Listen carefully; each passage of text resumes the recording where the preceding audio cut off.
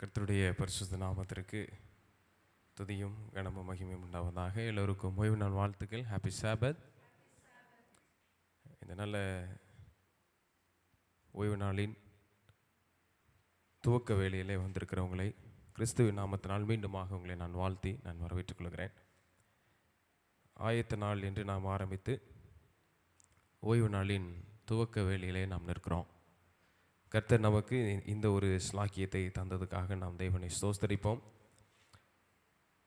இன்றைக்கு ஒரு முக்கியமான ஒரு தலைப்பின் அடிப்படையில் இந்த நாள் சத்தியம் நமக்கு இருக்கிறது. மிகவும் அவசியமான ஒரு சத்தியம். எல்லோருடைய வாழ்க்கையில் தினந்தோறும் பார்க்குற ஒரு விஷயம்னு கூட சொல்லலாம். சரியா? ஒவ்வொரு செய்தி ஆரம்பிக்கும் பொழுதே நான் சொல்வேன் அது அவசியம் என்று. ஆனால் இன்றைய நாளிலும் சொல்ல போகிற பிரசங்கமானது, பேச போகிற பிரசங்கமானது ஒவ்வொரு நாளும் ஒவ்வொரு மனிதர்களும் தினந்தோறும், சரிங்களா, நித்தம் பார்க்கிற ஒரு தலைப்பாக இருக்கிறது. என்ன தலைப்பு அப்படின்னு சொல்லி பார்க்கும்போது, நிம்மதியின் நிலை மாறும்போது என்று ஒரு தலைப்பில் பார்க்க போகிறோம். சரியா? நிம்மதியின் நிலை மாறும்போது யோசிச்சு பாருங்க. இன்னைக்கு நிம்மதியான ஒரு வாழ்க்கை இல்லாமல் நாம் ஒருவேளை இருக்கும்போது, அல்லது எனக்குள் ஏற்கனவே இருந்த நிம்மதி ஒருவேளை என்னை இடமிட்டு பிரிந்து செல்லும் போது என்னவாக இருக்கும் அப்படின்றத நம்ம என்ன செய்ய போகிறோம், பார்க்க போகிறோம். சில ஆயத்த நாட்களில் வெள்ளிக்கிழமெல்லாம் பார்த்தீங்க அப்படின்னா, ஒரு சில நேரங்களில் ஆதரவற்று ஆயத்த நாளுக்குள்ளே நான் வந்திருப்பேன். ஆனால் இன்றைக்கி சில ஆதாரத்தோடு இந்த ஆயத்த நாளுக்குள்ளே நான் வந்திருக்கிறேன். அப்படின்னா ரொம்ப ஒரு சந்தோஷமாக நிம்மதியோடு வந்திருக்கிறேன் அப்படின்றத நான் சொல்ல வரேன். சரியா? எப்படி எனக்கு இந்த ஒரு நிம்மதி கிடைத்தது, அதை உங்களிடத்தில் நான் எப்படி சொல்ல போகிறேன் அப்படின்றதான் இருக்கக்கூடிய ஒரு சத்தியமாக இருக்குது. ஒரு 3 மணி நேரத்துக்கு முன்னாடி என்னுடைய வாழ்க்கையில், என்னுடைய எண்ணங்களில் அல்லது எனக்கு இருந்த நிம்மதியின் நிலை வேறு மாதிரி இருந்துச்சு. அதே 3 மணி நேரம் செய்திகளை படித்து வேதவசனத்தை இது பண்ணும்போது, ஜெபித்துட்டு நான் முடிக்கும்போது, இப்பொழுது என்னுடைய மனநிலை எப்படி, நிம்மதியின் அளவு எப்படி இருக்குது அப்படின்னா, இந்த செய்தி போகிற விதத்தில் நீங்கள் என்ன செஞ்சுருவீங்க, கண்டுபிடிச்சிருவீங்க. அப்போ யோசிப்போம், இன்றைக்கி இந்த நிம்மதியின் நிலை மாறும்போது இன்றைக்கி நிறைய கேள்வி இருக்குது. நிம்மதி நிலை இல்லாமல் ஒரு மன குழப்பத்தில், மன அழுத்தங்கள் இருந்து ஒரு சமயத்தில் அப்படிலாம் நம்ம என்ன செய்கிறோம், இன்றைக்கி இருக்கிறோம். இன்றைக்கி அதை பற்றி பாடங்கள் என்ன செய்ய போகிறோம், நம்ம படிக்க போகிறோம். சரிங்களா? 2 கேள்வியை அடிப்படையாக வச்சு நம்ம பார்க்க போகிறோம். முதல் கேள்வி, நிம்மதியின் நிலை மாறும்போது நான் என்ன செய்ய வேண்டும். 2வது கேள்வி, நிம்மதியின் நிலை ஏன் மாறுகிறது அப்படின்றதையும் நம்ம பார்க்க போகிறோம். ஆனால் இந்த செய்தியில் முதல்ல ஒரு கேள்வி, 2வது ஒரு கேள்வி என்று சொல்லி நான் வேறுபடுத்தி வகைப்படுத்தி காமிக்க போகிறது கிடையாது. ஒவ்வொரு கருத்தாய் நாம் தியானிக்க போகிறோம். 1-2 கருத்து தான் படிக்க போகிறோம். அந்த 2 கருத்துக்குள்ளாகவே இந்த 2 கேள்வியும் என்ன செஞ்சிருது, அடங்கியிருக்கு. முதல் கேள்விக்கு கேட்டதுக்கு பதில் நான் சொல்ல மாட்டேன். 2வது கேள்வி வாசித்தோம், அதுக்கும் நான் பதில் சொல்ல மாட்டேன். ஆனால் படிக்கக்கூடிய பாடத்திலே இந்த முதல் 2 கேள்விக்கும் என்ன செய்யுது, விளக்கம் கிடைக்கும் அப்படின்றத நான் சொல்ல வரேன். புரியுதா? கண்களை மூடி ஒரு ஜெபத்தோடு நாம் கடந்து செல்வோம். நேசிக்கிற நல்ல ஆண்டவரே, இந்த ஓய்வு நாளின் ஆரம்ப நேரத்தில் இந்த ஆயத்த நாளை நாங்கள் பார்த்து, ஆண்டவரே, ஓய்வு நாளுக்குள்ளாக பிரவேசித்து வந்திருக்கிறோம். கர்த்தர் நீர் இந்த நேரத்தில் எங்களோடு பேசுவதற்காக நாங்கள் காத்திருக்கிறோம். நிச்சயமாக நீர் எங்களோடு பேசுவீர் என்று நாங்கள் விசுவாசிக்கிறோம், நம்புகிறோம். அந்த வாஞ்சை எங்களிடத்திலிருந்து எடுத்து செல்லாதபடிக்கு, பிரிந்து செல்லாதபடிக்கு எங்களோடு நீர் பேசும்படியாய் இயேசுவின் நாமத்தில் ஜெபிக்கிறேன் நல்ல பிதாவே, ஆமென். நிம்மதி நிலை மாறும்போது நான் என்ன செய்யணும் அப்படின்றத நம்ம வாசித்தோம். நிம்மதி நிலை ஏன் வருது அப்படின்ற ஒரு கேள்வியை நம்ம படிச்சுக்கிட்டோம். இயேசு கிறிஸ்து யார் அப்படின்னு ஒரு வேதத்தில் நீங்கள் ஒரு கேள்வி கேட்டீங்க அப்படின்னா என்னெல்லாம் சொல்லுவீங்க? இங்கே இருக்கிறவங்க கொஞ்சம் சொல்லுங்கள் பார்ப்போம். இயேசு கிறிஸ்து யார் அப்படின்னு ஒரு கேள்வி உங்களிடத்தில் எழுப்பப்படும் போது உங்களுடைய பதில் என்னவாக இருக்கும்? ஹூ இஸ் ஜீசஸ் கிரைஸ்ட் அப்படின்னு ஒரு கொஸ்டின் கேட்டேன் அப்படின்னா வாட் இஸ் யுவர் ஆன்சர்? உங்களுடைய பதில் என்னவா இருக்கும்? இரட்சகர். அநேக நேரத்தில் மௌனம் என்ற பதில் நமக்கு ரொம்ப பிடிச்சு போச்சுன்னு நினைக்கிறேன். என்ன ட்ரை பண்ணுங்க பார்ப்போம். இரட்சகர், சரிதான், எனக்கு இப்போ நிம்மதி போயிட்டு. சரிதானே? யோசிச்சு பாருங்க. ஹூ இஸ் ஜீசஸ் அப்படின்னு கேட்கும்போது உங்களுக்கு என்ன பதில் வரணும்? அவங்க சொன்னாங்க, எனக்கு அவர் இரட்சகருங்க அப்படின்னாங்க. சரி, என்னுடைய குடும்பத்திற்கு மெய்ப்பராக இருக்கிறார். சரி, வேற அன்பானவர், உங்களுக்கு பாதை அவர், அப்பா. Okay, very good. அப்பா. வேற இல்லை, நான் கேட்டது ஏதோ பிஹெச்டி படிக்கிறவங்க கிட்ட கேட்குற கேள்வியாக கேட்டேன். எல்கேஜி படிக்கிற கொஷின், யார் தெய்வம் அல்லது ஹூ இஸ் ஜீசஸ், யார் கிறிஸ்துனா யார் உங்களுக்குன்னு நான் கேட்டேன். நம்ம இயேசு யாருன்னு சொன்னால் என்ன சொல்லுவீங்க? நான் கொஞ்சம் பக்கத்தில் வரேன் இன்னைக்கு, கொஞ்சம் அப்படி எந்திரிக்க ஆரம்பிச்சிருவீங்க எல்லாரும், சரியா? ஏன்னா நீங்கள் என் பக்கம் வர மாதிரி தெரியல, எல்லாம் பின்னாடி இருந்துடுறீங்க. ஏறுங்க. வழிகாட்டுகிறவர். சரி, வழிகாட்டுபவர். வேற திவ்யா சொல்லு. பக்கத்தில் நெருங்கி வந்து எல்லாம் பயந்துக்கிட்டு எல்லாம் வாயை திறக்க ஆரம்பிச்சிருங்க. சொல்லுங்க பார்ப்போம், ஹூ இஸ் ஜீசஸ் அப்படின்னா என்ன சொல்லுவீங்க? பாதுகாவலர். அம்மா சொன்னதை அப்படி கொஞ்சம் மாற்றி சொல்லிட்டா பிள்ளை. ரைட். வேற உங்களை நேசிக்கிறவர். பக்கம் வந்தோன்னா பதில் எப்படி வருது பாருங்க. நீ உன்னை வழிநடத்துகிறவர். நீ நம்மளை படைத்த ஆண்டவர். நீங்கள் பக்கம் வந்தோன்னா பதில் பார்த்தீங்களா இல்லையா? அப்போ பயம் வேலை செய்யுது. என்ன யோசிச்சு பாருங்க. இன்னைக்கு எனக்கு இயேசு கிறிஸ்து யார் அப்படின்னு யோசிக்கும் போது, என்னுடைய இரட்சகர், என்னுடைய மீட்பர், என்னுடைய பாதுகாப்பவர், என்னுடைய அப்பா, இப்படி பல பதில் நம்ம சொல்லிட்டே இருக்கிறோம். அப்போ இன்னைக்கு பார்க்கிற கேள்வி என்னன்னா, என்னுடைய நிம்மதி நிலை மாறும்போது, எனக்குள்ள இருந்த அந்த ஒரு நிம்மதியான ஒரு விஷயம் எனக்கு இருந்துச்சு, அது தடம் புரண்டு செல்லும் போது, வேறு திசையில் செல்லும் போது என்னவாக இருக்கும்? சரியா? ரொம்ப அழகான ஒரு கேள்வி, அவசியமான ஒரு கேள்வி, அவசரமான ஒரு படிப்பு. ஏசாயா 9ஆம் அதிகாரம் 6வது வசனத்தை யாராவது வாசிங்க. Isaiah chapter 9 verse 6. ஏசாயா 9ஆம் அதிகாரம் 6வது வசனத்தை யாராவது நீங்கள் வாசிக்க முடியா நான் கேட்டுக்கொள்கிறேன். பார்க்காமலே சொல்லலாம்னு நினைச்சேன். நமக்கு ஒரு பாலகன் பிறந்தார், நமக்கு ஒரு குமாரன் கொடுக்கப்பட்டார், கர்த்தத்துவம் அவர் தோளின் மேல் இருக்கும், அவர் நாமம் அதிசயமானவர், ஆலோசனை கர்த்தா, வல்லமை உள்ள தேவன், நித்திய பிதா. கடைசி என்ன முடிக்குது? சமாதான பிரபு. என்ன பிரபு? நமக்கு தெரிஞ்சு தயாள பிரபு தான் இல்லையா? அல்லது தாராளமான பிரபுவா, அப்படி ஒரு வார்த்தையை நான் கேட்டிருக்கேன். தாராள பிரபு. எனக்கு கொஞ்சம் ஸ்லிப் ஆகுது அந்த வார்த்தை, சரியா? ஆனால் இங்கே சொல்றாரு சமாதான பிரபு. நம்ம கேள்வி என்ன திவ்யா? என்னுடைய வயசு மாறும்போது என்னவாகும், அப்படி தானே? என்ன கேள்வி படிச்சுட்டு இருக்கோம்? என்னுடைய நிலை மாறும்போது, அப்படி தானே? என்னுடைய நிம்மதி மாறும்போது என்னவாகும்னு படிக்கிறோம். இயேசு கிறிஸ்து யார் அப்படின்னு ஒரு கேள்வியோடு நம்ம நுழையும் போது ஏசாயா சொல்றாரு 9:6 அவர் சமாதான பிரபு என்று சொல்லி கொடுக்குறாரு. சரி, ஏன் நிம்மதி மாறிட்டு அவர் சமாதான பிரபுவாக இருக்கிறதுக்கு நான் என்ன பண்ணட்டும்? ஒரு இந்த கேள்வி நமக்கு வரலாம். வேற ஆதாரத்தை வாசிப்போம். யோவான் 14ஆம் அதிகாரம் 27வது வசனத்தை நீங்க வாசிங்க. John chapter 14 verse 27. சமாதானத்தை உங்களுக்கு வைத்து போகிறேன், அது என்னுடைய சமாதானம். அப்படியா? என்ன போட்டிருக்கு? அது என்னுடைய சமாதானத்தையே வைத்து போகிறேன் அப்படிங்கிறாரு. உலகம் கொடுக்கிற பிரகாரம் நான் உங்களுக்கு கொடுக்கவில்லை, உங்கள் இருதயம் கலங்காமலும் பயப்படாமலும் இருப்பதாக. நல்லா கவனிச்சு பாருங்க.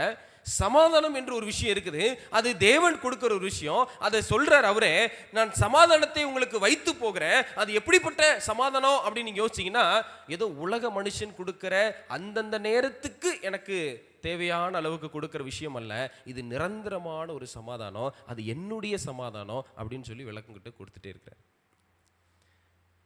விசுவாசிகளுக்கு அல்லது சீஷர்களுக்கு இந்த இடத்துல ஒரு போதனை கொடுத்தது மனதளவிலும் இருதயத்திலும் தருகிற ஒரு சமாதானத்தை பற்றி இந்த இடத்துல பேசினார். அப்போ ஒரு ஐயா ரொம்ப மன அழுத்தத்தில் இருந்தாராமா, சரிங்களா?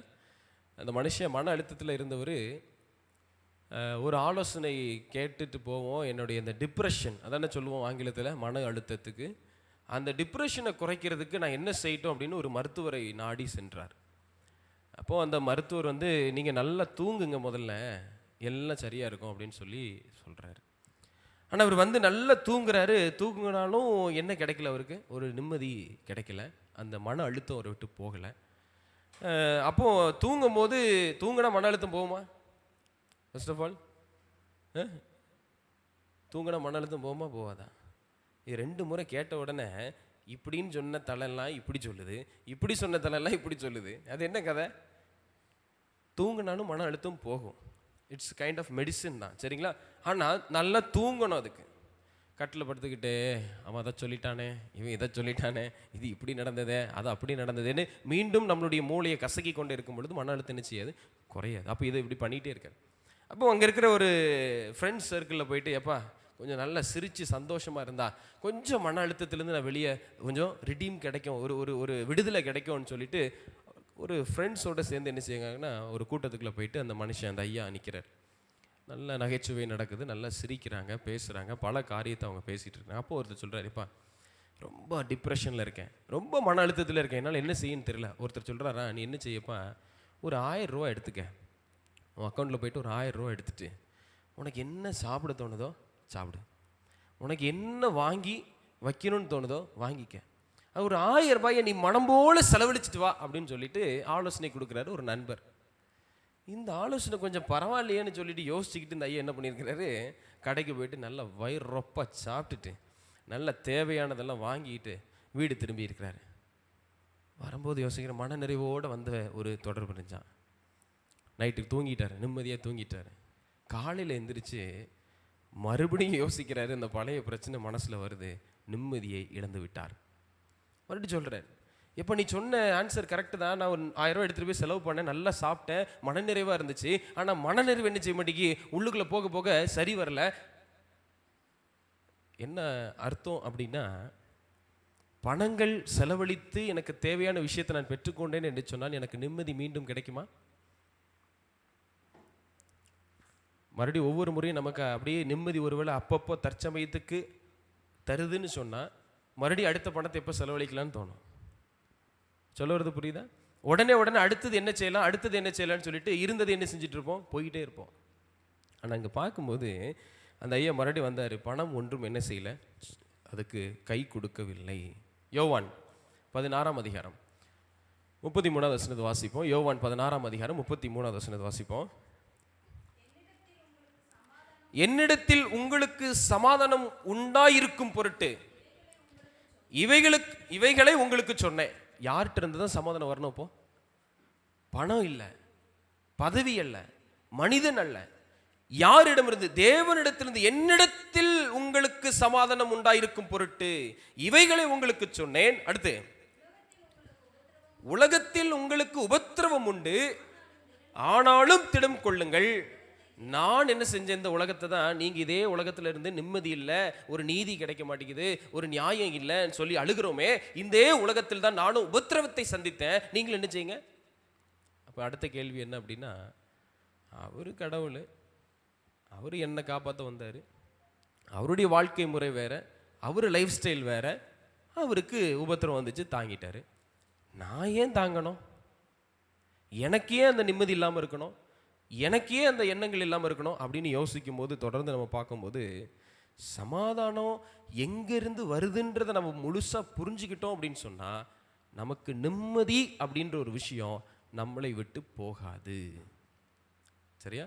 நிம்மதி இல்லாமல் நான் இருக்கிறேன் அப்படின்ற ஒரு வார்த்தைகள் நம்ம நாவிலிருந்து புறப்படாது. எப்போ இந்த சமாதானம் அப்படின்ற ஒரு விஷயம், பீஸ் என்று சொல்கிறோம் இல்லையா, இந்த பீஸ் இல்லை, சரியா?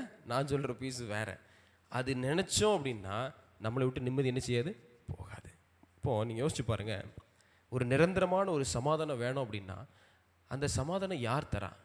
ஒரு நிரந்தரமான நிம்மதி என் வாழ்க்கையில் வரணும் அப்படின்னா அந்த நிம்மதியை தருகிறவர் யார் அப்படின்றத முதல்ல பார்க்கணும். அப்போ ஒவ்வொரு பாடமாக நம்ம படிக்க போகிறோம். அதுக்கு முன்னாடி ஒரு முன்னுரை, ஒரு வார்த்தையாக ஒரு வசனத்தை வாசிப்போம். சங்கீதம் 119 165வது பாட்டை பாடுங்க, வாசிங்க பார்ப்போம். சங்கீதம் 119 165. உம்முடைய வேதத்தை நேசிக்கிறவர்களுக்கு மிகுந்த சமாதானம் உண்டு. நல்லா கவனிங்க, முதல் பாடமாக நம்ம இறங்குற உள்ள, இப்போ எப்படி எனக்கு சமாதானம் கிடைக்கும், நான் எப்படி இந்த நிம்மதியான வாழ்க்கையை வாழ முடியும், என்னுடைய வாழ்க்கையில நிம்மதி போகக்கூடாது அப்படின்னு சொன்னா, உம்முடைய வேதத்தை நேசிக்கிறவர்களுக்கு மிகுந்த சமாதானம் உண்டு, அவர்களுக்கு இடரல் இல்லை. முதல் point, first point and best point. சரியா? நான் உண்மையாகவே வேதத்தை நேசிச்சேன்னு சொன்னா, பைபிளை படிக்க ஆரம்பித்து அதை நான் லவ் பண்ணேன் அப்படின்னு சொன்னால் எனக்கு இடரல் கிடையாது. எனக்கு என்ன கிடைக்குமா? மிகுந்த சமாதானம் உண்டு. சமாதானத்தை எப்படி வாங்கிறது? தேவன் என்னோடு இருப்பாரா? இருக்க முடியுமானா இருக்க முடியும். தேவனோட நான் இருக்க முடியுமானா இருக்க முடியும். அவருடைய வார்த்தையின்படி இன்னைக்கு நடக்க முடியுமானா நடக்க முடியும். தேவனுடைய போதனையை நான் நேசிக்க முடியுமானா நேசிக்க முடியும். தேவன் அருளின அமைதியை நான் அனுபவிக்க முடியுமான்னு கேட்டீங்கன்னா அனுபவிக்க முடியும். எப்போ? நான் வேதத்தை நேசித்தாலும் மட்டும்தான். வேதத்தை நேசிக்காம, வேதத்தினுடைய மகத்துவத்தை உணராம, அதை புரிஞ்சிக்காம ஒருவேளை நான் நிற்கும் போது நீங்க எவ்வளவுதான் சமாதானத்தை நாடி ஓடி போனாலும் நமக்கு என்ன செய்யாது? அந்த நிம்மதி நம்மளை அணுகாது. தேவனுடைய வார்த்தையை என்னுடைய வாழ்க்கைக்கு ஒரு பேஸ்மெண்ட்டாக, ஒரு அடிப்படையாக நான் வைக்கும்போது, வசனம் தான் என் வாழ்க்கையில் அடுத்தது என்னன்றது நிர்ணயிக்கோங்க. அவருடைய வார்த்தை தெளிவாக இருக்குதுங்க. அந்த வார்த்தை எனக்குள்ளே இருந்துச்சுன்னு சொன்னால் என்னுடைய ஸ்டெப் ஒவ்வொன்றும், நான் வைக்கிற ஒவ்வொரு அடியும் மேன்மையான படிகளாக மாறும். எப்போ? நான் வசனத்தை நேசிக்கும் போது. வசனத்தை நேசிக்கலன்னு வைங்களேன், நடக்காது. பைபிளை நம்ம நேசிக்கலன்னு வைங்களேன், நமக்கு நிம்மதி இல்லை. அதான் சொல்லிக் கொடுக்குது. மிகுந்த ஒரு சமாதானம். நான் நேசித்தால்தான் என்னால் என்ன செய்ய முடியும்னா இந்த உலகத்தில் சுவாசிக்க முடியும் அப்படின்றாரு ஒரு பாஸ்டர் சொன்னார் அந்த வார்த்தை. நான் நேசித்தால் தான் சுவாசிக்க முடியும் என்று நான் நம்புகிறேன் அப்படிங்கிறார். எதை நேசிச்சா? வேதத்தை நேசி. ஒரு ஒரு ஒரு வாக்கியமாக சொல்லுவாங்களே, நேசி, சுவாசி, அப்பியாசி. இல்லை, வேதத்தை நினைச்சணும், நேசிக்கணும், அதன்படி நடந்து சுவாசிக்கணும். அதை லைஃப்பில் நான் அப்பியாசித்து போகும்போது எனக்கு விசுவாசன்றது என்ன செய்யப்போ என் கூட இருக்கும் அப்படின்னு ஒரு கருத்தெல்லாம் நான் கேட்டிருக்கிறேன் மூத்த போதகர்கள் பிரசங்கம் பண்ணும் போதெல்லாம். இன்றைக்கி யோசிச்சு பாருங்கள். அப்போ இன்றைக்கி மிகுந்த ஒரு சமாதானம் எனக்கு கிடைக்கணும்னு சொன்னால் நான் வேதத்தை நேசிக்கணும் அப்படின்றத மறக்க வேண்டாம். ஏசாயா 26:3 வாசிப்போம். மீண்டும் ஏசாயா தீர்க்கதரிசி என்ன சொல்கிறாருன்னு பார்ப்போம். அடுத்தது நிம்மதி நிலை மாறும்போது ஏசாயா 26:3 நான் வாசிப்போம்.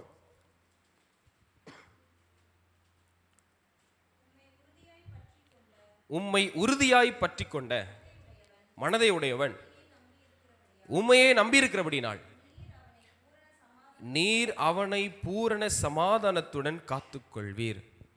வசனம் புரியுதா கொஞ்சமாவது? உம்மை உறுதியாய் பற்றி கொண்ட மனதுடையவன் யார?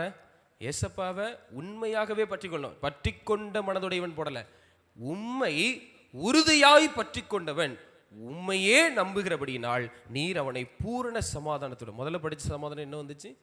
மிகுந்த சமாதானம். மிகுந்த சமாதானம் இன்னைக்கு எனக்கு வரணும் அப்படின்னா என்ன பண்ணணும்?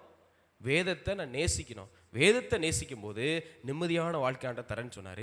இப்போ அதே இதில் சொல்கிறாரு, உறுதியாய் பற்றி கொள்ளும் போது, அந்த வேதத்தை நான் நேசித்து உறுதியாய் பற்றி கொள்ளும் போது எனக்கு என்னதுதான்? பூரண சமாதானம் கிடைக்குது. பூரணம்னா என்ன? நிறைய முறை படிச்சுட்டோம் அந்த வார்த்தை.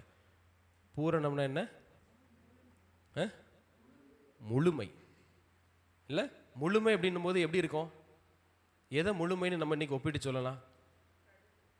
கடுகு ஒரு முழுமையாக இருக்கும். அதோட சைஸ் சின்னது தான், ஆனால் அதனுடைய தன்மை, அதனுடைய வடிவம் எப்படி இருக்கும்? எங்கேயும் ஓட்ட உடசல் இருக்காது. அது அழகாக ஒரு ரவுண்டாக இருக்கும், ஒரு கோழிக்காய் மாதிரி, இல்லையா? அந்த முழுமை. அப்போ இன்னைக்கு எனக்கு நான் வேதத்தை நேசித்து அதன்படி நான் நடக்கும்போது, அதன் அடிப்படையில் நான் கேட்கும்போது எனக்கு இந்த பூரண சமாதானம் எனக்கு தருகிறார். உறுதியாய் பெற்றுக்கொண்டால் சமாதானம் கிடைக்குமா? கேள்வி கவனிச்சுக்கிடுங்க. உண்மையாகவே வேதத்தை நான் படிக்கிறேன், நான் அதை நேசிக்கிறேன், எனக்கு உண்மையாக சமாதானம் கிடைச்சிருமா? நம்ம நம்புறீங்களா? வேதத்தை நான் நேசிச்சிட்டேன் அப்படின்னு சொன்னால் எனக்கு மிகுந்த சமாதானம் வரும்னு சொல்லி ஆண்டு சொன்னார்.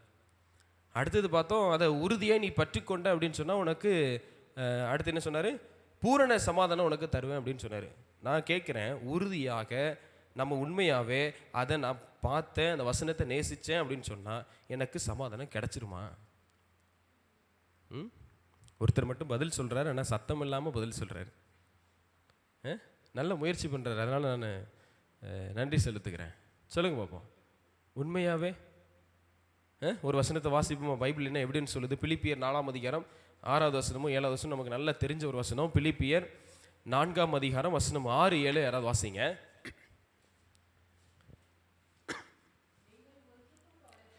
நீங்கள் ஒன்றுக்கும் கவலைப்படாமல் எல்லாவற்றையும் குறித்து உங்கள் விண்ணப்பங்களை ஸ்தோத்திரத்தோட கூடிய ஜெபத்தினாலும் வேண்டுதலினாலும் தேவனுக்கு தெரியப்படுத்துங்கள்.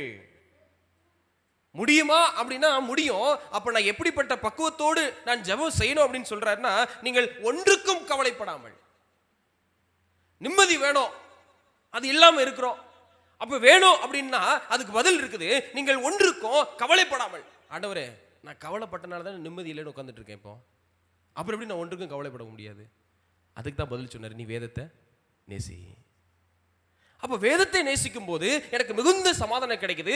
அதை நான் அடிப்படையில் நான் நாடும் பொழுது எனக்கு சம்பூர்ணமான ஒரு விஷயம் கிடைக்குது, ஒரு பூரணம் கிடைக்குது. சொல்லிட்டே வராரு, ஒன்றுக்கும் கவலைப்படாமல் எல்லாவற்றையும் குறித்து உங்கள் விண்ணப்பங்களை ஸ்தோத்திரத்தோடு கூடிய ஜெபத்தினாலும். அதென்ன ஜெபம் அப்படின்னு சொல்லி போட்டிருக்கலாம், ஆனா ஏன் ஸ்தோத்திரத்தோடு ஜெபம்? நன்றி செலுத்திக்கிட்டே நீ ஜெபம் பண்ணு. இருக்கிறது நான் துக்கத்தில் இருக்கிறேன், கஷ்டத்தில் இருக்கிறேன், நிம்மதி இல்லாமல் இருக்கிறேன், வேதனையோடு இருக்கிறேன். ஆனால் அவர் சொல்றாரு, நீ ஸ்தோத்திரத்தோடு எல்லாவற்றிலும் ஜெபம் பண்ணு அப்படிங்கிறாரு. அப்போ துக்கமான வேலையில, நிம்மதியற்ற ஒரு வேலையில நான் எப்படி தேவனை ஸ்தோத்திரித்து நான் ஜெபிப்பது? வழங்கிட்டீங்களா? நீங்க எந்த பக்கம் வாசிச்சாலும் சரி, வேதத்துல ரொம்ப பாசிட்டிவான ஒரு மெத்தட்ல ஒரு அட்வான்டேஜான வார்த்தையை தான் கொடுத்துருப்பாங்க. நம்ம கீழே இறங்குற மாதிரி, விசுவாசம் குலைச்சு போற மாதிரி அல்லது விழுந்து போற மாதிரி வேதவசனம் ஒருபோதும் என்ன செய்யாது நம்மள இருக்க. அப்ப ஸ்தோத்திரத்தோடு வேண்டுதலை நீங்க என்ன செய்யுங்க, தெரியப்படுத்துங்கள். 7வது வசனம் சொல்லுகிறது, அப்பொழுது எல்லா புத்திக்கும் மேலான தேவ சமாதானம் வந்துட்டு. பாத்தீங்களா, பரிபூர்ணம் முதல்ல வாசிச்சோம், மிகுந்த சமாதானம். அடுத்தது பூரண சமாதானம். இப்போ நீங்க ஸ்தோத்திரத்தோடு ஜெபத்துல நீங்க செஞ்சீங்க அப்படின்னா, ஒற்றுமையா இருந்து எல்லாவற்றையும் நீங்க தொடர்ந்து செஞ்சீங்க அப்படின்னு சொன்னா, எல்லா புத்திக்கு மேலான தேவ சமாதானம் உங்கள் இருதயங்களையும் உங்கள் சிந்தைகளையும் கிறிஸ்து இயேசுவுக்குள்ளாக காத்துக்கொள்ளும். நம்ம அப்ப என்ன எங்க தப்பு விட்டுட்டோம் அப்படின்னா, கேட்கறதுல தப்பு விட்டுட்டோம். இப்படி உட்காந்து கேட்கறதுலையும் சில இடத்துல தப்பு விட்டுட்டோம், அப்படி உட்காந்து அவர்கிட்ட கேட்கும் போதும் தப்பு விட்டுட்டோம். விளங்குதான் நான் சொல்ல வர்றது? 2 கேட்கக்கூடிய எனக்கு ஒரு கிடைக்கும் போது 2 நான் விட்டுட்டேன். செய்தியை கேட்கும் போதும் சில நேரத்தில் தவற விட்டுட்டேன். அதனுடைய ஆலோசனைகள் ஏற்ற காலத்தில் எனக்கு எங்கேயோ பிரசங்கிக்கப்பட்டது. அந்த வசனம் ஒருவேளை என்னுடைய காதுக்குள் செல்லாதது நிமித்தமாக அப்பொழுது நான் ஒரு தவறு விட்டுட்டேன். 2வது தவறு எங்கே விட்டுட்டேன் அப்படின்னா, தேவனிடத்தில் மீண்டும் நான் கேட்கும் பொழுதும் தவறு விட்டுட்டேன். அப்போ முதல்லையும் அவுட்டு, 2வதும் அவுட்டு அப்படின்னு சொன்னால் நம்மளுடைய நிம்மதியின் நிலை என்ன செய்யாது, எப்பவும் மாறாது. எக்ஸாம் ரிசல்ட் வரும் பொழுது தான் தெரியும் என்ன ஜீவன். எக்ஸாம் ரிசல்ட் வரும்போது தான் தெரியும் ஒவ்வொருடைய இருதயம் அந்த பிள்ளைகளுக்கு எப்படி இருக்கு. ஒன்றுக்கும் கவலைப்படாமல். பள்ளிக்கூடத்தில் ஏதாவது ப்ராஜெக்ட் எல்லாம் செஞ்சுட்டு வர சொல்கிறாங்க தானே. ஒருவேளை 7 மணி ஆயிரும், சாயங்காலம் வந்திருப்பீங்க 5 மணிக்கு. கொஞ்ச நேரம் தூங்கலாம், இல்லாட்டி விளையாடலாம், சாப்பிடலான்ட்டு நேரத்தை ஒதுக்கிட்டு ஒரு 7 மணிக்கு நீங்கள் இருந்தீங்கன்னு வைங்களேன். 7 மணிக்கு ஆன உடனே ஒரு படபடப்பு ஆரம்பிச்சிடும். ஐயோ, இன்னும் 2 மணி நேரத்தில் தூக்கம் வந்துடும் நமக்கு, ஏன்னா சாப்பிட்டாச்சு. அப்போது நாளைக்குள்ளே நான் ப்ராஜெக்ட் செய்யலைன்னா ஸ்கூலில் என்ன டீச்சர் கண்டிப்பாக திட்டுவாங்க அப்படின்னு ஒரு பயம் பிள்ளைங்களுக்கு என்ன செய்யும், வர ஆரம்பிக்கும். அப்போ அந்த நேரத்தில் என்ன செய்யலாம் அப்படின்னா, ஆண்டவர் சொல்ல எல்லாவற்றையும் ஸ்தோத்திரத்தோடு ஜெபம் பண்ணி விட்டுரு அப்படிங்கிறாரு. அப்படின்னா ஆண்டவர் ப்ராஜெக்டே பண்ணாமல் போன்னு சொல்கிறாரான்னா அப்படி கிடையாது. அதுக்கு பேர் என்ன அர்த்தம் அப்படின்னா, ஆண்டவர் எனக்கு ஒன்றும் ஐடியா வரல, நான் என்ன செய்யறது எனக்கு தெரியல, அப்ப நான் இப்ப என்ன பண்ணட்டும் அப்படின்றத அந்த ஞானத்தை வாங்குவதற்குத்தான் எல்லாவற்றையும் ஸ்தோத்திரத்தோட ஜெபம் பண்ணி, ஆண்டவரே எனக்கு ஒன்றும் தெரியல, நான் நிம்மதியை இழந்து இருக்கிறேன், எனக்கு எப்படியாவது அந்த ப்ராஜெக்ட் செய்யறதுக்கு ஞானத்தை தாங்கன்னு சொல்லணும். நிறைய பேர் சொல்லுவாங்க, ஜெபம் பண்ணிட்டு போ, பரீட்சைலாம் நல்லா எழுதிடலாம், அதெல்லாம் சாமி கும்பிட்டு போ, எல்லாம் எழுதிடலாம், அப்படி தானே கேட்டிருப்பீங்க. நான் நிறைய அப்படி தான் கேட்டிருக்கேன். ஜெபம் பண்ணிட்டு போ அப்படின்னா, நாளைக்கு காலையில் 10 மணிக்கு பரீட்சையை வச்சுக்கிட்டு நைட்டு 10 மணிக்கு என்ன செஞ்சிடக்கூடாது, உட்காந்து தூங்கிடக்கூடாது. நாளைக்கு காலையில் 10 மணிக்கு பரீட்சை இருக்குன்னு சொன்னால் நான் என்ன செய்யணும் அப்படின்னா, ஜெபத்திலே அதை வைத்து, ஆண்டவரே நாளைக்கு பரீட்சை இருக்குது, அதில் நான் நல்ல மதிப்பெண் எடுக்கணும், நான் அதிலுடைய ஒரு கரையை நான் தாண்டுவதற்கு எனக்கு பலத்தை தாங்க, ஞானத்தை தாங்கன்னு சொல்லி ஜெபம் பண்ணிட்டு படிக்கணும். ஜெபம் பண்ணா கேட்டுருவாரு இல்லை, அப்படிதான் நினைக்கிறேன். ஜெபம் பண்ணா கேட்டுருவாரு. எல்லாத்தையும் ஜெபத்தில் வைக்கலாம், எல்லாத்தையும் ஜெபத்தில் வைக்கலாம், ஆனால் ஜெபத்தில் வைக்கும் போது நாம் அதை கேட்கணும். ஒரு ஹோம்ஒர்க்கு காரியம் சரி, எக்ஸாம் ரிசல்ட் வரும்பொழுதும் சரி, ஒரு வீடு கட்டும் போது சரி, ஒரு கல்யாண காரியங்களாக இருந்தாலும் சரி, குழந்தை காரியங்களாக இருந்தாலும் சரி, சாப்பாட்டு காரியமாக இருந்தாலும் சரி, லைஃப் ஸ்டைல் என்ன ஒரு வாழ்க்கையாக இருந்தாலும் சரி, நம்ம கேட்கணும். இதெல்லாம் நம்மளுடைய வாழ்க்கையில் நான் சொன்னதெல்லாம் நம்ம வாழ்க்கையில் அனுபவிக்கிற ஒரு விஷயம். இதில் தான் நிம்மதி என்ற ஒரு அற்புதமான ஒரு விஷயத்தை ஒவ்வொரு மனிதனும் இழந்து போகிறார்கள். நிம்மதி நிலை மாறும் பொழுது சங்கீதம் 37 3-8 வசனத்தை நம்ம வாசிப்போம். சங்கீதம் 37ஆம் சங்கீதம் 3வது வசனத்தை யாராவது முதல்ல வாசிங்க. கர்த்தரை நம்பி நன்மை செய், தேசத்தில் குடியிருந்து சத்தியத்தை மேய்த்துக்கொள். நல்லா கவனிங்க. கர்த்தரை நம்பி நன்மை செய். இன்னைக்கு நிறைய பேருடைய நன்மைகள் எப்படி இருக்கும்னா, அல்லது நம்பிக்கைகள் கூட எப்படி இருக்கும்னா, மனுஷனை நம்பி தான் இன்னைக்கு இன்னமும் நம்ம இருக்கோம். சில நேரத்தில் பார்த்துருக்கீங்களா? ஒரு தூத்துக்குடி மாவட்டத்தில் நடந்த ஒரு நிகழ்வு ரொம்ப சுவாரஸ்யமாக இருந்துச்சு. நிகழ்வு கேட்க கொஞ்சம் வேடிக்கைத்தனமாக கேலித்தனமாக இருந்தாலும் இதுதான் நிதர்சனமான ஒரு உண்மையாக இருக்குது அப்படின்றத என்னால் நான் பார்க்க முடிஞ்சுது. தூத்துக்குடி மாவட்டத்தில் நடந்த ஒரு சம்பவம். ஒரு பெரிய ஒரு மருத்துவர், அந்த மருத்துவர்கிட்ட ஒருத்தர் போகிறாரு. போயிட்டு என்ன சொல்கிறாருன்னா, ஐயா ஒரு 10,000 ரூபா எனக்கு தேவைப்படுது அப்படின்னு சொல்கிறார். அதுக்கு அந்த மருத்துவர் சொல்கிறாரு, நீங்கள் யாருன்னு எனக்கு தெரியலையே அப்படின்ட்டு ஒரு கேள்வி வைக்கிறேன். உடனே அதுக்கு அந்த நபர் சொல்கிறாரு, உங்களை நான் மழை போலலாம் நம்பி வந்தேன், என்ன நீங்கள் இப்படி சொல்லிட்டீங்களே அப்படின்னு சொல்லிட்டு ஒரு வார்த்தையை சொல்கிறார். நல்லா கவனிச்சுக்கிட்டுங்க. ஒரு மனிதன் இன்னொரு மனிதனை பார்க்க சந்திக்க செல்கிறார். பணம் தேவைப்படுகிறது, பணத்தை கேட்கிறார். அதற்கு அந்த மனிதன் சொன்ன காரணம், நீங்கள் யாருன்னே தெரிலங்க அப்படிங்கிறாரு. இதுக்கு இவர் சொன்ன பதில், உங்களை மழை போல நம்பி வந்தாராமா. மழையை யார் உங்களை நம்பி வர சொன்னது? இன்றைக்கு நம்ம என்ன செய்கிறோம் அப்படின்னா, ஆண்டவரே என் வாழ்க்கையில் இது அடைப்பாக இருக்குது, இதனுடைய வாசல் எனக்கு தெரிந்திருந்தோம், அதனுடைய வழி எனக்கு இப்படிதான் தெரிஞ்சிருந்தோம், போக முடியாத ஒரு அடைப்பு இருக்குது அப்படின்னு சொன்னா, ஒருவேளை நம்ம கிட்ட இருந்து போக வேண்டிய பாவமாக இருக்கலாம், சில தவறான பழக்க வழக்கமாக இருக்கலாம். அது எதுவானாலும் சரி பார்ப்போம். பார்க்கும்போதே தெரியும், எனக்கு ஏற்ற வழி இதுதான், எனக்கு ஏற்ற வழி இதுன்னு தெரிந்தும் போக முடியாமல் இருப்போம். அப்போ நம்ம மனுஷங்கிட்ட பின்னாடி போயிட்டு என்ன சொல்கிறோன்னா, நான் மலை போல உங்களை நம்பினேனே. மலை போல உங்களை யார் மனுஷனை நம்ப சொன்னது? ஆண்டவர் வேதத்தில் அப்படியே சொல்லி கொடுத்துருக்கிறாரு, மனிதனை நம்புவதை பார்க்கிலும் தேவன் மீது பற்றுதலாக இருப்பதே நலம். நாசியுள்ள சுவாசனை, இது நாசியுள்ள என்ன அந்த ஒரு வார்த்தை வருமே, கேள்விப்பட்டீங்களா? நிறைய டயலாக்காகவே அது சொல்லுவோம்ல, நாசியில் சுவாசமுள்ள மனிதனை நம்பாதே. ஆனால் இன்னைக்கு நம்ம என்னுடைய நம்பிக்கைகள் எல்லாம் மனிதனை சார்ந்து தான் இருக்குது, அது எந்தெந்த ஒரு காரியமாக இருந்தாலும் சரி. அப்போ அங்கே போகும்போது ஒரு பெருத்த ஒரு ஏமாற்றத்தை நம்ம பார்த்த உடனே நம்ம என்ன சொல்கிறோன்னா, கடவுள் இருக்காரா இல்லையா பண்ணுறதெல்லாம் நம்ம, ஆனால் கேள்வியெல்லாம் அவருக்கு அழகாக கேட்டுருவோம் நம்ம. அப்போ நிம்மதி எங்கே இருக்குது? நிம்மதி வருமா? இருக்கிறதும் என்ன செஞ்சிட்ருக்கோம்? குறைந்து கொண்டே தான் போகும். 4வது வசனத்தை வாசிங்களேன். கர்த்தரிடத்தில் மனமகிழ்ச்சியாயிரு, அவர் உன் இருதயத்தின் வேண்டுதலை உனக்கு அருளிச் செய்வார். எப்போ? நான் கர்த்தரிடத்தில் மனமகிழ்ச்சியாக இருக்கும் பொழுது. சரியா? அடுத்த வசனம் 5வது, உன் வழியை கர்த்தருக்கு ஒப்புவித்து அவர் மேல நம்பிக்கையாயிரு. அவர் மட்டும்தாங்க இன்னைக்கு காரியத்தை வாய்க்க செய்ய முடியும். நல்லா கவனிச்சுக்கிடுங்க. எந்த மாதிரியான சூழ்நிலை இருந்தாலும் சரி, எந்த மாதிரியான தேவைகள் இருந்தாலும் சரி, மனிதனை யாரும் நம்பாதீர்கள். இங்க வசனம் தெளிவா சொல்லு, உன் வழியை கர்த்தருக்கு ஒப்புவித்து. ஐயா என்னால முடியல, இதுதான் நிலைமை அப்படின்னு வச்சிடணுமா?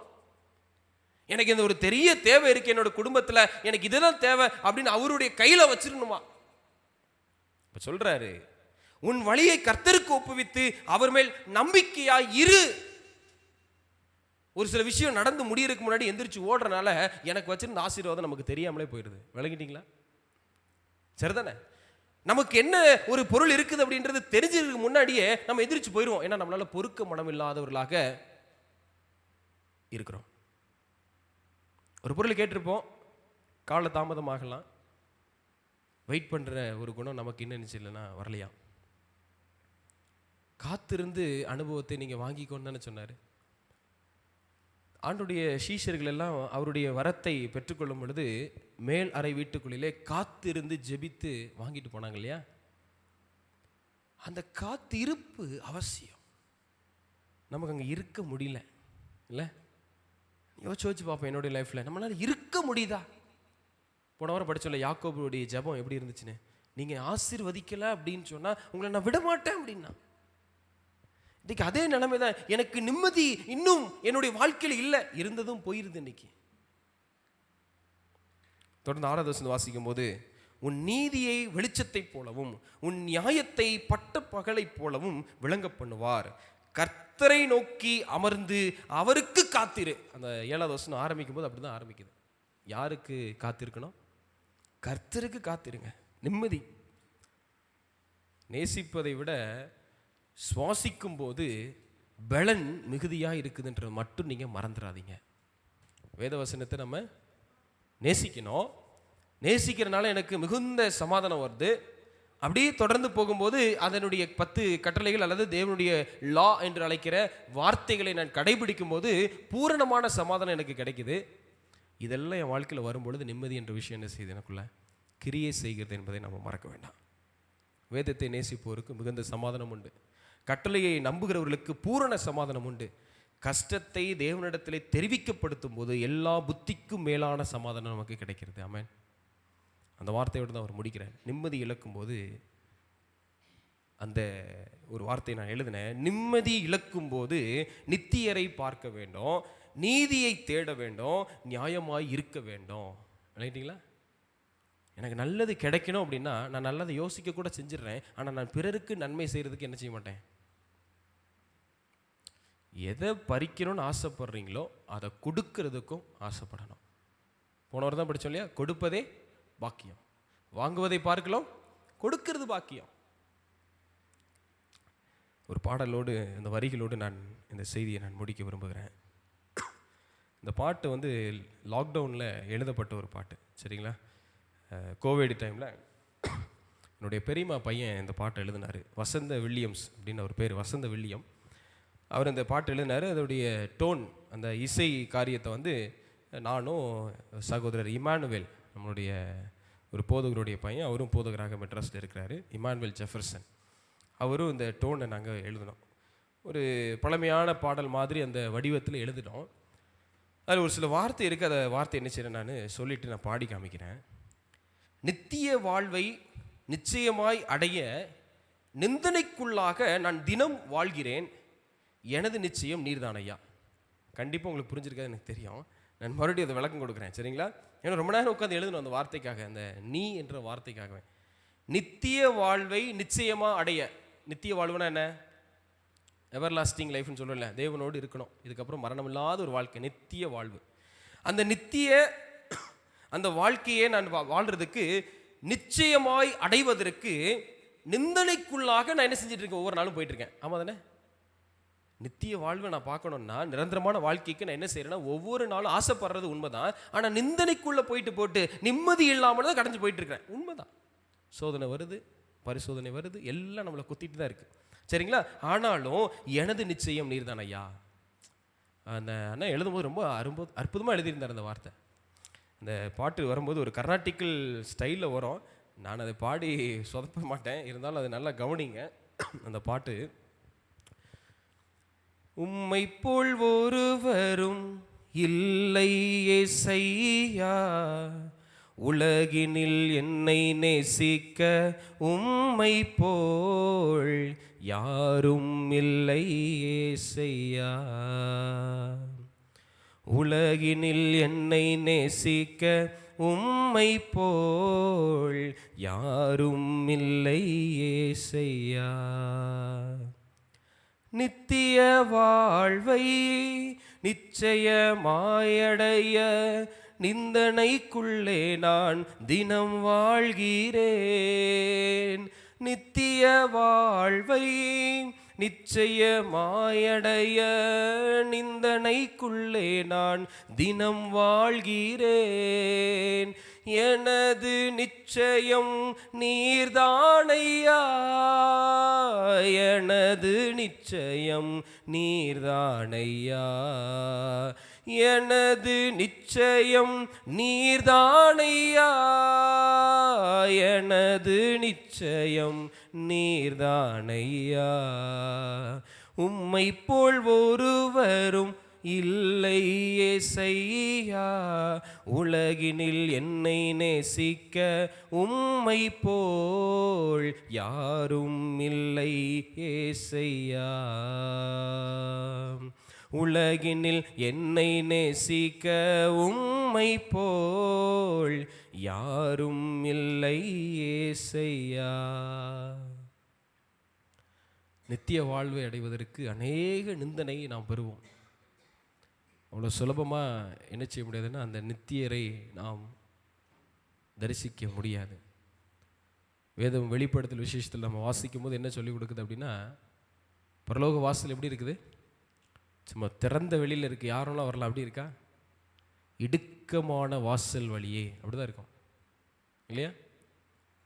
அந்த இடுக்கமான வாசல் வழியாய் செல்வதற்கு அநேக பாடுகள் உண்டு என்பதை நாம் மறக்க வேண்டாம். இன்றைக்கு என்னுடைய வாழ்க்கையில் இந்த நிம்மதி நிலை மாறும்போது, அதான் நம்ம படிச்சுட்டு இருக்கோம், என்னுடைய வாழ்க்கையில் இருக்கக்கூடிய கொஞ்ச நெஞ்ச நிம்மதி நிலை மாறுகிறது என்று சொன்னால், நான் இன்னும் வேத வசனத்தை நேசிக்கலை, இன்னும் நான் வேத வசனத்தை படிக்கலை, இன்னும் நான் வேத வசனத்தை ஒழுங்கா நான் பிடிக்கலை. அப்போ எனக்குள்ள அந்த வேத வசனங்கள் முழுமையாக இருக்கும் அப்படின்னு சொல்லும் பொழுது நான் தடம் புரண்டு போவதில்லை. அதான் சொல்ல இடறுவது இல்லை, வேதம் சொல்லிச்சுல்ல. இன்னைக்கு வாலிப பிள்ளைகளாக இருக்கலாம், பெரியவங்களாக இருக்கலாம், முதியவர்களாக இருக்கலாம். என் வாழ்க்கையில் இன்னைக்கு நிம்மதி இல்லை அப்படின்னா நான் ஆண்டவரை நேசிக்கலை, வேதத்தை நேசிக்கலைன்னு அர்த்தம். அப்போ இன்னும் என் வாழ்க்கையில் நிம்மதி அதிகரிக்கணும் அப்படின்னு சொன்னால் நான் என்ன செய்யணும்? அப்போ ரொம்ப எளிமையான வார்த்தை தான், வேதத்தை நேசிக்கணும், தேவனை நேசிக்கணும். அப்படி நேசிக்கும் போது கர்த்தர் என்ன செய்வார்? சகலத்தையும் நமக்கு தர. எல்லாரும் சேர்ந்து ஒரு வசனத்தை வாசி நம்ம முடிப்போமா? 2 தெசலோனிக்கேயர் 3ஆம் அதிகாரம் 16வது வசனத்தை எல்லோரும் சேர்ந்து நம்ம வாசிப்போம். எல்லாரும் உங்கள் பைபிள் ஓப்பன் பண்ணிக்கோங்க. 2 தெசலோனிக்கேயர் 3ஆம் அதிகாரம் 16வது வசனத்தை நம்ம வாசிப்போம். எல்லாரும் எடுத்துக்கோங்க. சரி, வாசிப்போமா? சமாதானத்தின் கர்த்தர் தாமே எப்பொழுதும் சகல விதத்திலும் உங்களுக்கு சமாதானத்தை தந்தருளுவாராக. கர்த்தர் உங்களோடு கூட இருப்பாராக. விளங்கிட்டீங்களா?